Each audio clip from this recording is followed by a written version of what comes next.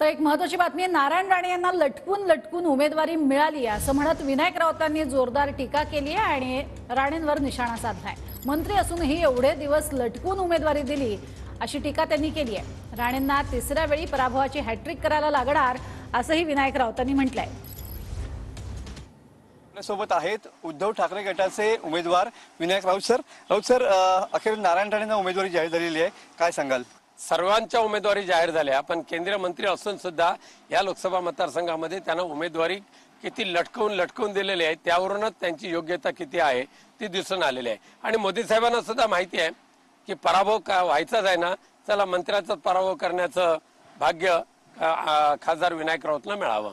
आता खऱ्या अर्थाने खासदार विनायक राऊत विरुद्ध खासदार नारायण राणे अशी लढत या ठिकाणी पाहायला मिळणार आहे, कसं बघताय या लढतीकडे? ह्या लढतीमध्ये सुद्धा खासदार विनायक राऊत जे शिवसेना उद्धव बाळासाहेब ठाकरे आणि इंडिया आघाडीचे उमेदवार आहेत, हे तिसऱ्या विजयाची हॅट्रिक करणार आणि दुर्दैवाने नारायण राणे यांना तिसऱ्या पराभवाची हॅट्रिक करावी लागेल। कॅमेरामन समित गजनेसह मी मनोज लेले, TV9 मराठी, संगमेश्वर, रत्नागिरी।